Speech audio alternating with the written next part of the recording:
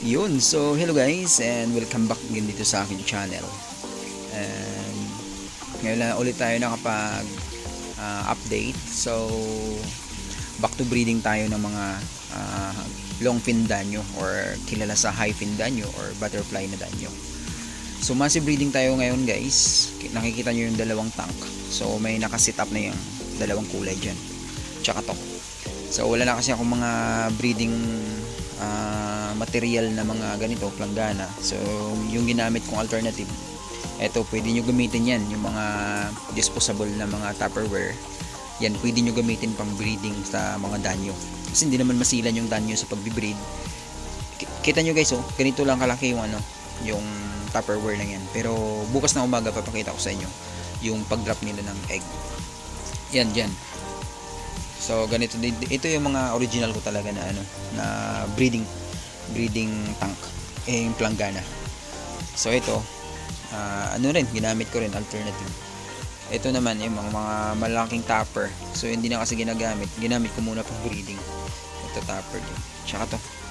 So ito, papakilala ko sa inyo guys yung mga ginawa kong mixed breeding ngayong gabi para marami tayong mga mailabas na mga bagong variety ng danyo. Kasi medyo ngayon guys yung danyo. Kumbaga yung bintahan ng isda tsaka si danyo, medyo umangat na yung presyo. Hindi tulad ng dati na dito sa amin, benta ko 5 piso is tatawaran pa, magiging 3 pesos na lang. So ngayon guys, medyo maganda talaga yung bintahan. Lalong lalo na yung green hawk, yung breeder is mabibenta mo siya dito sa amin ng 150 each, yung green hawk. Kasama na yung apple green. So yung the rest na ibang kulay, mabibenta mo siya pag breeder na talaga, nasa 100 pesos. Pero pag semi-breeder, yung green hawk, apple green, maibibenta mo siya dito ng 50 pesos. So, iwan ko lang sa ibang lugar. Pero ngayon dito guys, ganun yung yung price range ng danyo. Hindi siya ganun kabarat tulad ng dati na ibibenta na lang sa 5 piso, kukunin pa ng 3. Yan, ngayon hindi na. Parang sumasabay siya sa presyo rin ng molly. Si molly naman sobrang taas ng presyo ng molly ngayon. Kaya paldong-paldo yung mga kaibigan nating breeder na nakapokus sa molly. So time talaga nila na sa kanila bumagsak yung paldo ngayon. So malay natin, baka next is danyo naman kasi nagsisimula na siya. So ito guys, itong gamit ko dito is neon green na high pin. Tsaka yan yung isa na yan yung tinatawag naming yellow na series. Yan, may yan siya guys, may guhit siya sa gitna. Hindi nga lang natin aninag masyado kasi medyo malabo yung camera natin yan. Pero lahat yan mga long pin. Mixed breed yan, neon yung babae. And yellow series naman yung male natin. Dito naman is neon green yung female natin na butterfly. Tsaka purple naman yung male natin. At ito pala guys, yung gamit ko dito na mga breeder, pa lang, kumbaga first time pa lang nila mag-breed. Yun yung maganda kasi galing sila semi-breeder, naging breeder na sila. So kita nyo nga, hindi pa masyado nag-molt yung palikpik nila or yung fins nila, hindi pa masyado nagkakulay. Yan. Pero ito yung pinakamaganda gamiting pang breeding.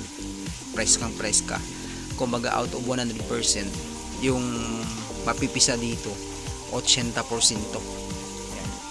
So yun guys, yan, purple tsaka neon yung mix natin dyan. Ito naman indigo blue.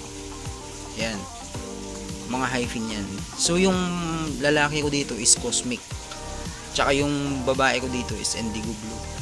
Yan. So i-combine natin yung kulay. Dito naman yellow siya, tapos may orange, sunburst. Yung palikpik nito guys ng sunburst natin is kulay green. So paparamihin natin yung orange yung katawan niya, tsaka yung palikpik niya is kulay green. So mixed breed yan. Tsaka dito naman ito yung sunburst na hyphen yung male natin. Tsaka itong mga female natin is mga green series to. Yan hindi masyado sa camera guys. Yan. So mixed breed natin. Ito naman ganun din, sunburst, solid sunburst to. both male and female. Yan. Para meron tayong solid na ipapalabas. And dito naman guys, yung male natin is green hawk. Yan. Tsaka yung female natin is pure yellow to. Pati yung mga palikpik nila is kulay yellow. So imi-mix breed natin yung hawk tsaka sa pure yellow para makapagpalabas tayo ng yellow na series. Yan. Dito naman guys, apple green yung female natin. Tsaka yung male natin dito is green hawk. Yan. So medyo patingkarin natin yung kulay ng hawk natin na danyo. Kasi di ba yung hawk is medyo off color siya. Medyo dark siya. So patingkarin natin yung kulay ng hawk natin. So imimix natin siya sa apple green. Yan. So lahat yan mga high feed. Tapos dito naman is solid tayo na pink. Yan. So lahat ito guys is first time pa lang nila mag-breed. Ito yung pinakamaganda kasi mapapansin natin medyo maliit pa nga yung katawan nila pero mga buntis na yan. Yan. So ito naman green series yung female natin, tsaka neon green yung male natin. Ito naman guys is apple green yung male natin, pure yellow naman yung female natin dito. Yan. Para makapagpalabas tayo ng kumbaga yellow yung katawan niya, kulay green yung palikpik niya, or kulay green yung katawan niya, kulay yellow yung palikpik niya. So ganun lang yun. Dito naman guys, neon green yung female natin, at saka solid naman na yellow yung ating mga male. Yan. Dito is pure pink tayo. Yan. Lahat yan guys mga high fin. Lahat yan mga long fin. So ganito lang ako guys mag-set up ng breeding. Yan. Hindi na kasi ako gumagamit ng cage kasi andito naman ako palagi. Kumbaga namomonitor ko naman yung breeding time nila. So pwede ka gumamit ng cage pag alam mo yung busy ka, wala kang time mag-check sa umaga. Pwede mo sila gamitan ng cage kasi alam mo pag hindi mo magamitan ng cage, lahat ng na-drop na ilang egg dyan, pag sumikat yung araw, titirahin nila. So, sa akin naman kasi hindi ko na ginagamitan ng cage kasi alam ko naman pag time na ng pagtapos ng breeding nila, tinatanggal ko na yan sila. Pero di pa naman nila yan guys kakainin hanggat hindi pa masakit yung araw. Yan. Tsaka ito lang guys yung technique, konting tubig lang sa palanggana. Yan, konting tubig lang. Tsaka to, lagay lang tayo ng ganito, hornwort. Yan. Lagyan lang natin ng hornwort para mayroon silang spawning. Yan, pang spawning nila. Yun. So ganun lang kasimple guys. Lagay lang kayo ng hornwort pang yung kumbaga spawning map nila. Okay lang. So siguro maha-harvest natin dito lahat-lahat na kung lahat yan sila magda-drop. So more or less nasa 5,000 yan na egg makukuha natin. Pero pag hindi sila lahat mag-drop, kahit mga 2,000 na egg lang pa. Kumbaga ayos na. So sobrang dami na nun. Yan o. Sa isang planggana guys, yung maximum ko dito, 2 female, 2 male. Yan. So ganun lang simple guys yung yung pagbe-breed ko dito. Tapos bukas ng umaga is papakita ko sa inyo yung mga egg na makukuha natin. Tsaka ito guys lahat yan 200 pieces. Yellow, pink, at saka pero majority dito yellow, pink, tsaka green. I-ship to bukas sa Dumaguete. Yan, ganun kalakas yung danyo. Tapos ito yung mga breeder ko. Andito yung female, dapat nakaseparate talaga yung female. Yung mga female na danyo. Ito yung mga male pala. Yan. Ay, ito pala hindi pa nalagyan ng spawning. Lagyan talaga natin yung spawning. Nagsisimula yan sila guys mag-breed early 5 or lagay natin 4 AM yung pasikat yung araw, agaw liwanag yan sila nag-start mag-breeding. sobrang ano natin guys, daming fry dito ngayon. Ito lahat to mga fry. Ayan o. Yan mga fry yan, nandaan nyo. Dami yan o. Tsaka ito talaga yung ano, pinaka the best dito. BBS. Tapos meron pa ako dun sa kabila o. Yun yung ano, umagahan. Ito yung tanghali at gabi. Ayan mga ano yan, kumbaga daan nyo. Ito pa guys. Ito mga 3 days old pa lang, kakahatch. Ito naman 1 week old. Yan, 1 week old. Tsaka ito naman guys, ito yung kagabi. Egg pa lang. Ayan o, kung makikita natin, ayan, egg yan. Yan, egg pa lang. So purpose guys, naglalagay ako ng aerator. Mas mabilis ang hatching pag merong aerator. Siguro mga 3 days onwards, 3 days nag-hatch na sila. Pero pag walang aerator, umaabot ng 5 to 7 days. Kaya mas maganda may aerator. Although nag-hatch sila ng walang hangin, pero mas maganda mayroong ganito, aerator. Kung gusto mo ng pabilisang ano, mabilisang proseso. Ito guys, marami tayong ano, green hook. Yan, napakarami ng green hook. Semi breeder to, binibenta ko ng 50 pesos.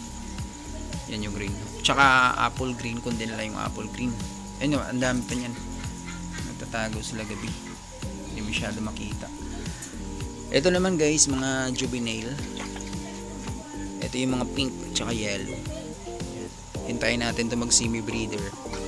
Ito naman yung yellow at saka pink semi breeder is nasa 35 pesos dito. So dati binibili lang yan ng 5 peso, 3. Ngayon sobrang ano, thankful kasi bumalik na yung presyo. Dun guys sa ano, pinakadulo meron pa ako dong ano, danyo. Marami din dun, mga maliit pa sila, maliit pa sa Joby. Kaya medyo massive yung breeding natin. Medyo maraming order. Marami tayong order na nare-receive. Dahil nga napakaganda naman talaga ng ano, ng danyo, lalo na pag na-emphasize mo talaga yung kulay na kumbaga breeder na talaga. Katulad niyan, no? Yan. So bukas na lang guys ng umaga, update ko ulit kayo about sa pag ano natin, pag harvest ng egg. Yun, see you guys. Yun, so hello guys, alas 6 ng umaga na, and eto patuloy pa rin yung pagbibreed ng mga breeders natin. Yun o, aligaga pa sila. Yun, nagbibreed pa. Yan. So nakita ko dito is napakarami ng egg. Ito, daming egg. Yan, medyo blurred lang. Ayan, may focus. Sobrang dami ng egg. Ganon din dito guys. Yan, mga egg yan.